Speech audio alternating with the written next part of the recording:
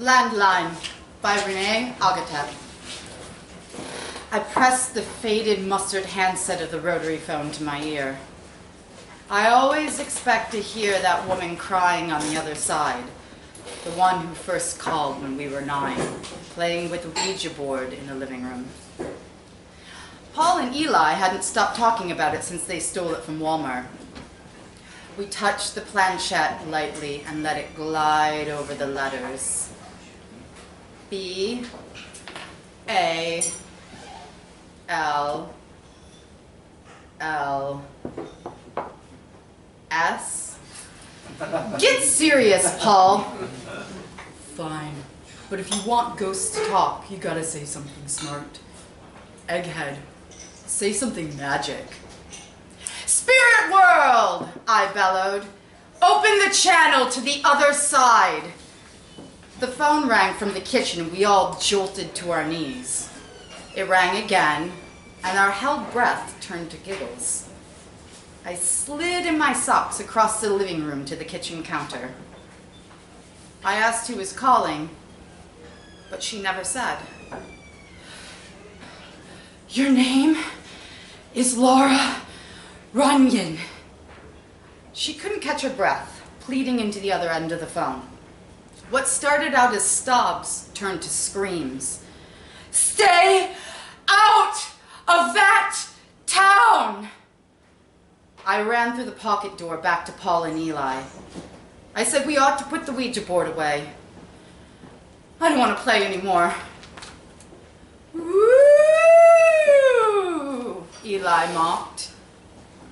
Laura, if you're chicken shit, just say that you're chicken shit. They didn't believe me. Not until she called the Millers, then the Browns. She called the bars, schools, gas stations. Not once or twice. No. She called them all for years. Her voice rattling around the inside telephone wires of the town, finding any opportunity to get out. And she said the same thing every time. Listen to me. Your name is Laura Runyon. You carry a purple backpack. No matter what you do, get out of that town. Stay out of that town. And through the pinholes of the handsets, the ones unlucky enough to answer would say they saw a smoky shadow slip through. The shadow caller meant one thing. Something bad was going to happen. Maybe you'd snap a shoelace, or maybe your dog would die. You'd lose your job. Your trailer would fall in. The shadow caller wanted one thing, for you to leave. But no one ever did. People became uneasy whenever phones rang. They came to an agreement. Don't pick up the phone after dark in Simonsville. But every now and then, the anxiety of ringing phone in the middle of the night would outweigh the superstition. She'd get through, and you'd be a little more cursed than you had been the day before. The paper did their best to investigate, but star 69 and caller ID turned up nothing. The teachers said it was foreigners and autodialers. The kids believed it was my mother, so they held me down on the playground and stuffed my mouth with limestone. Your mama's a psycho! Until Paul and Eli appeared in a fury of fists and bloody lips. When she died, the kids said the shadow caller got her. By that time, the calls came less and less. People got wireless phones. They got cell phones. Now, people don't even know phone numbers. They're all saved to the cloud. Somewhere in the midst of all this technology, the shadow caller faded away, trapped somewhere in the landlines. 25 years later, the line is naturally dead. My mom's house is now my sister's house. For the third time, she asked when the funeral started. I unwound the old vinyl kinks of spiral cord and put it back on the receiver. I live in Miami now. Eli used to call and we'd talk for hours. Then he'd drift away into the gutters of Simonsville. Paul would get wrapped up with Jenny. They'd scream and fight and tear the trailer park down, panel by panel. Then we'd all be 5 years older. Eli'd get tired of pills and needles. Paul'd get tired of jail, tired of winter, tired of Jenny's cheating. Paul'd fall asleep smoking a cigarette and burn the trailer down. Singe his eyebrows right off. And we'd be 5 years older. They'd get so goddamn tired of it all. They just need to get away from the old haunts and hollows. They'd talk about buying motorcycles, renting a place down by me, you know? Once they were off the diversion plan, off methadone, off probation. We talked about getting together sometime. It had been too long. The last time I'd come back to visit, we were all 23. We were all alive. Last time, for anybody else, Paul and Eli would just honk the horn of the pickup truck from the driveway. They were polite enough to come in and say hello to my sister, so we've been standing in the kitchen, itching to head out. Banned from every bar in town, there was always the water tower. The phone rang and I yelled, "I got it!" I've been away for years, forgotten the rules. Your name is... I slammed the phone back down. Eli's fierce eyes pierced through the dusty haze that rose from the phone. God damn it, Laura! On top of that Simonsville water tower, Eli and Paul had those same impish grins, the ones that reminded you that they were up to no good. You could find their faces in the paper, DUIs and weekend benders, looking disoriented and disinterested in mugshot infamy. That suited Simonsville. The best medicine for a town that waited their whole lives for the Fromm boys to be junkies like their daddy. And they're still waiting for those Runyon girls to go nuts like their mama. I can't believe the shadow collar got me. Paul's chipped front tooth looked gray in the dark. You scared of a ghost? It's not a ghost.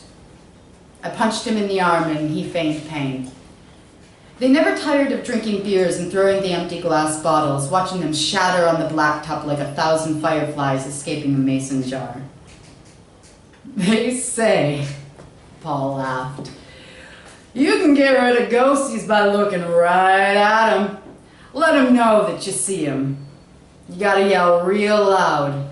Tell them to get away. That is the dumbest shit I've ever heard, said Eli. Oh shit. Cops. We left our half-empties and bottle caps strewn about the landing, racing down the wet metal ladder. Paul, with the speed of a man still on probation, slid down the last few rungs while sirens wailed along the long road in front of the high school. Paul was halfway across the field to the woods. I ran like hell, but Eli sped past me when my foot got stuck in the mud.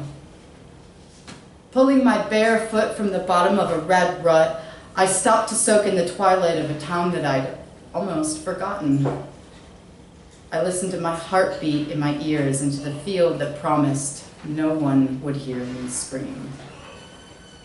Then, a groaning, a creaking, a crack. The water tower shrank into a starry sky, falling away from me. The bulbous top crashed into the high school, washing away the brick and steel and hundreds of thousands of gallons of water. I broke into a dead sprint. A heavy-footed stride seemed a moment behind me, the deluge filling the field with debris and a backwash of water, chasing me to the trees. Far off into the woods behind the school, the meeting place is the waterfall. It isn't much of a waterfall at all, just a place where shallow creek falls a few feet down in a sad trickle of clay-colored water. They saw my muddy toes and started to laugh while I rinsed them at water's edge. Holy shit! Paul held his hat to his red hair in disbelief. Did the water tower go down? You guys are too fast. We ain't fast, you're just soft, egghead. They were men in the moonlight. They had started pretending to be men years before, but maybe it happened while I was away at college. All the little pock marks and scars had settled in their freckled skin like gravel had kicked away from the frozen ground. The town had stained all they were in a watercolor of cigarettes, cheap beer, and disintegrating work boots. Eli waited for Paul to make his way back through the trees before turning back. Water towers don't just fall down, Laura. He wasn't laughing anymore. What the hell did you let out of that phone? I hadn't been back since. My sister says it's because I'm a self-hating hillbilly, but it's just I don't have much to say after those kids died. The high school football team met some nights for unsanctioned practices that summer. 15 of them washed away. No one knew we had been on the water tower that night, but word got out that I'd been in town, and that was enough. Jenny wrote me a simple note. My brother was in that high school, you haunted bitch! It was enough that the town held me responsible, but I knew I'd never belong there. Paul and Eli's baseball politics always felt like home, but Simonsville meant married with pit bulls clawing at the paneling.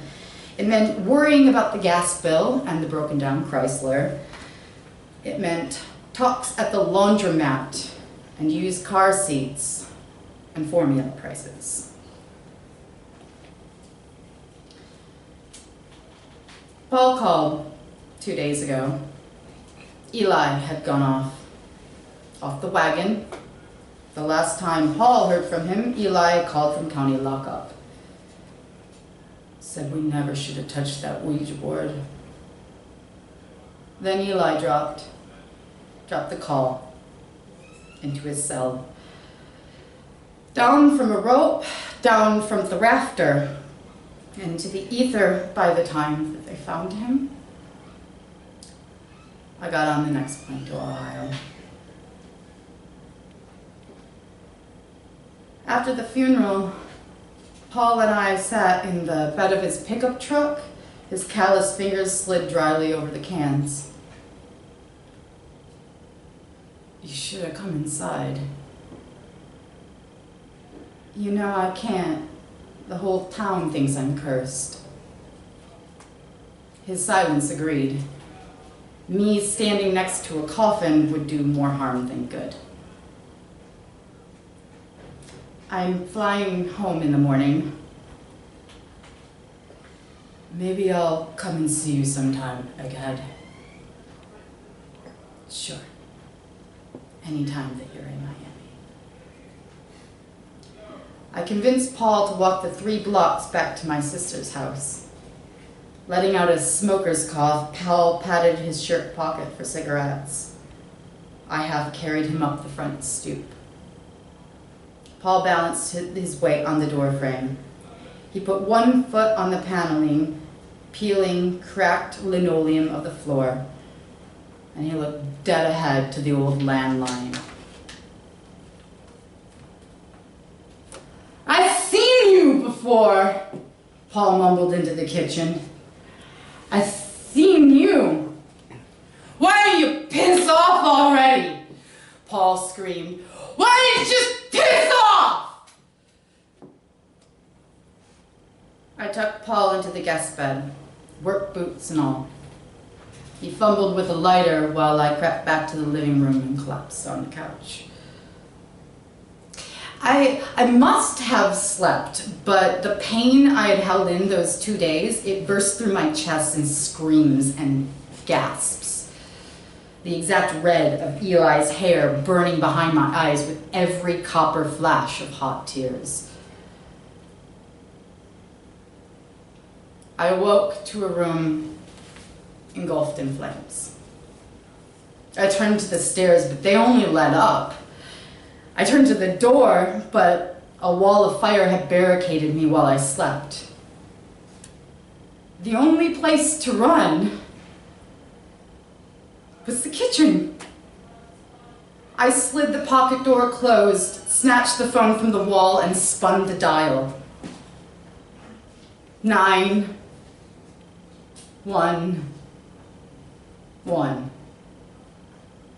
I pounded on the receiver. It's an old habit. The line was dead. Dead as it had been for years. The kitchen filled with smoke and I struggled to breathe. Useless as it was, I clung to the phone and crouched on the floor. I dialed the only number I could think to call. Everybody remembers their childhood phone number, don't they? And a little girl answered. And I understood. Listen to me. Your name is Laura Runyon. You carry a purple backpack. No matter what you do, get out of that town. Stay out of that town. The end.